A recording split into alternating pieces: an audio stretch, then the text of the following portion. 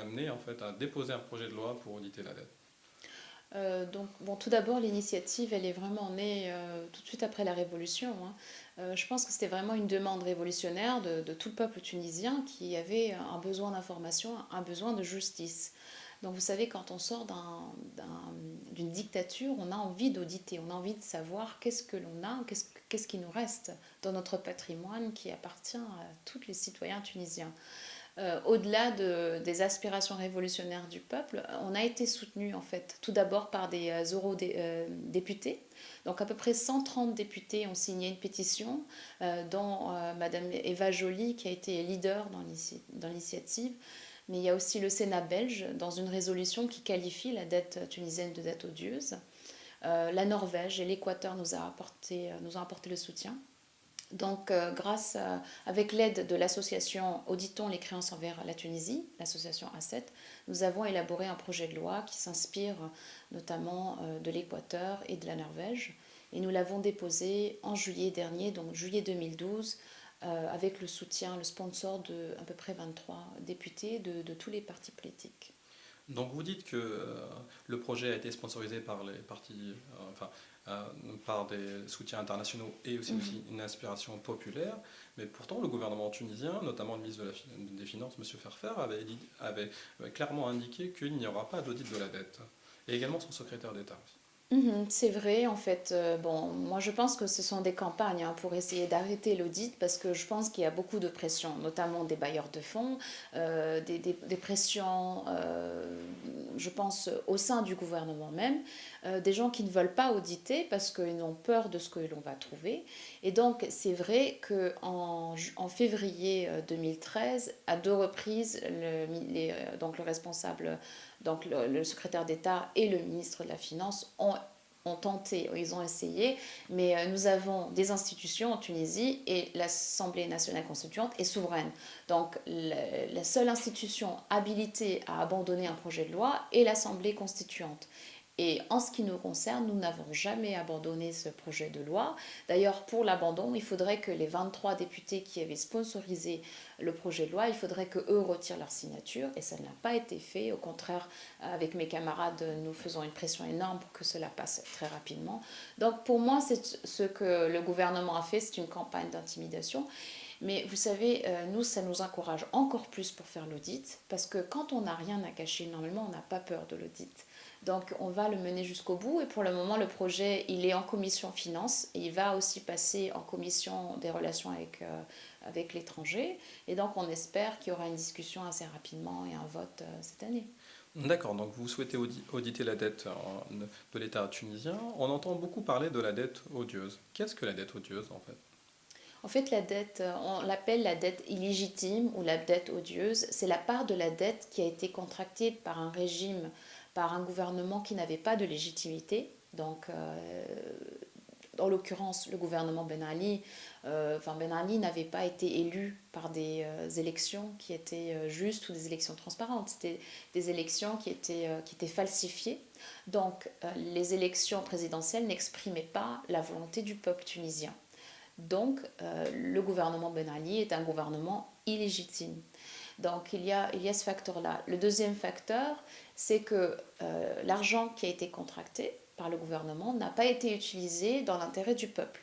Et c'est le cas. Et on sait qu'une grosse partie de la dette est partie dans la corruption, où par exemple nous avons des éléments de preuve qui montrent que des contractuels gonflaient les factures. Donc là encore, des problèmes de corruption.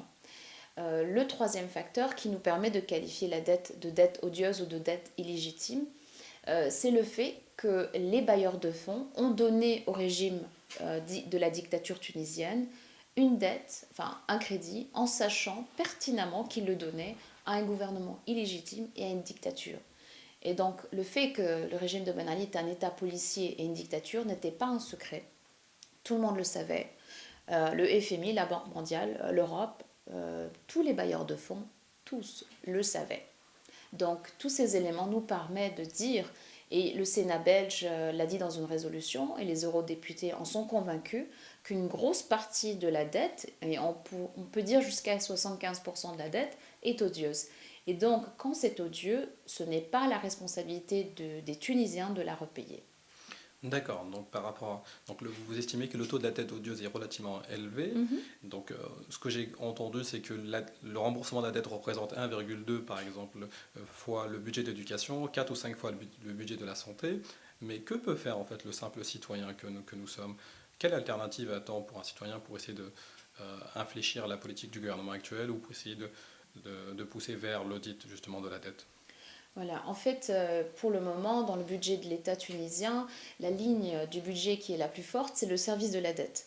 Donc, je tiens quand même à dire que les députés qui ont sponsorisé le projet de l'audit de la dette veulent vraiment donner un message clair. Il est hors de question qu'on arrête le paiement de la dette. Nous allons continuer à honorer nos paiements comme nous l'avons toujours fait.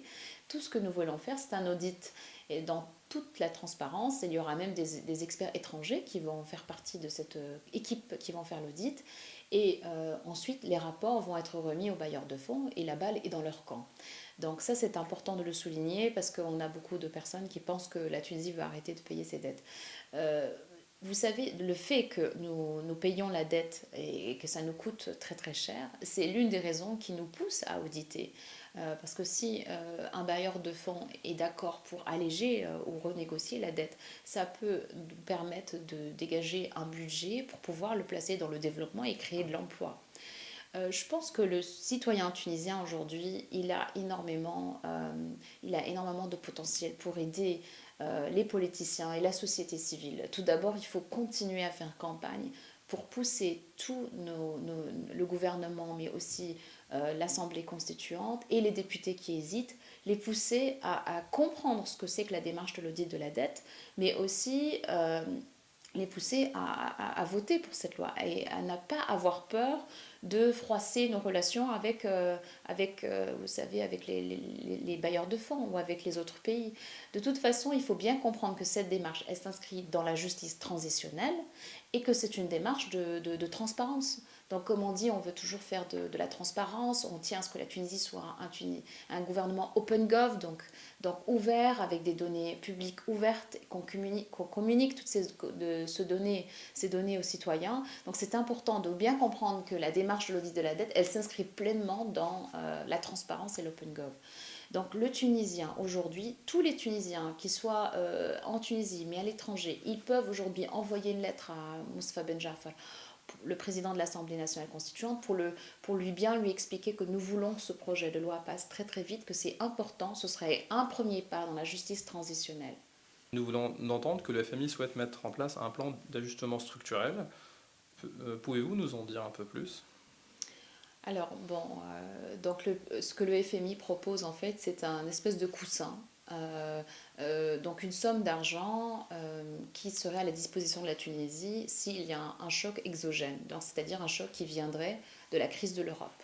Donc c'est une somme chaque année, on aurait droit à un équivalent de un quart de notre caisse de compensation, donc ça serait 1 milliard de dinars en cas de choc.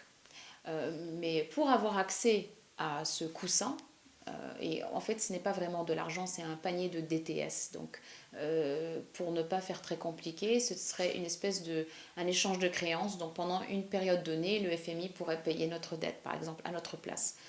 Mais en fait, ça ne vient pas gratuitement en fait. Pour avoir accès à ce coussin-là, le FMI, et c'est très classique, il le fait dans tous les pays, il demande de faire des ajustements. Quand on regarde la liste des ajustements, c'est vraiment une politique néolibérale par essence, hein, parce qu'on demande donc d'arrêter la caisse de compensation. Donc là, on parle de 4 milliards par an. On compense donc l'essence, le gaz, les produits comme le blé et tout ça. Donc tout va être arrêté. Donc on demande aussi un alignement du offshore onshore, donc une baisse des impôts. Fait toute cette politique-là, en gros et pour schématiser, elle va aider l'investissement et surtout l'investissement étranger en fait. Donc c'est une vision néolibérale qui dit qu'il faut libéraliser le marché, aider le marché et cela créerait de l'emploi. Le problème que l'on a avec cette démarche du FMI, tout d'abord, elle n'a pas été démocratique dans le sens où il y a eu un vote au Conseil des ministres lorsque le gouvernement de Jbeli était un gouvernement démissionnaire. Donc le vote qui a eu lieu le 22 février, il me semble, il est illégal. Donc normalement les négociations avec le FMI doivent s'arrêter. Et plusieurs députés et même mon groupe parlementaire, nous avons demandé d'arrêter, d'avoir un moratoire sur ces discussions. Et pour le moment, elles sont toujours en cours. Et il me semble qu'aujourd'hui même, donc on est début avril, le FMI est en déplacement en Tunisie. Enfin, il y a une délégation qui poursuit les négociations. Donc, il y a un manque de débat parlementaire. En fait, ce qui est très frustrant, c'est qu'on a fait une révolution pour que la volonté du peuple soit exprimée. C'est pour ça qu'on a des représentants maintenant à l'Assemblée nationale constituante. Et pourtant, pour des réformes économiques et sociales aussi difficiles, parce que c'est un plan d'austérité, hein, et ben on ne passe pas par l'Assemblée nationale constituante. Il n'y a aucun débat, on nous prive de débat. Et en fait, c'est carrément imposé. Et je trouve ça assez paradoxal qu'on ait fait une révolution pour qu'on construise une démocratie et qu'en fait on nous comment dire on nous dévie notre attention sur des droits bourgeois comme je les appelle, c'est-à-dire le droit de se dénuder, le droit de danser dans la rue, tout ça c'est des droits bourgeois. Le Tunisien lui il veut manger, il veut travailler et tous ces droits-là économiques et sociaux on nous les impose, on nous impose une vision néolibérale et on nous prive de la discussion parlementaire et de la discussion avec la société civile. Donc c'est très très grave la démarche qu'a entrepris le FMI et avec les voix complices au sein du gouvernement. Hein. Donc là je veux bien parler du ministère de la Finance et de la Banque centrale. Donc au-delà de cet aspect complètement non démocratique, il faut bien expliquer qu'un plan d'austérité ne peut être appliqué que lorsque les citoyens ont une relation de confiance avec le gouvernement. Et aujourd'hui, en Tunisie post-révolutionnaire, ce n'est pas le cas. On est en situation instable et aujourd'hui, on ne peut pas demander aux citoyens tunisiens de se serrer la ceinture. Ce n'est pas possible. Et surtout, on ne peut pas lui demander de se serrer la ceinture pour aider les entreprises. Aujourd'hui, au contraire, la Tunisie, on a besoin d'un plan économique et social qui respecte la souveraineté du pays. Et aujourd'hui, je pense que les priorités, c'est d'aider l'agriculture tunisienne et les productions tunisiennes.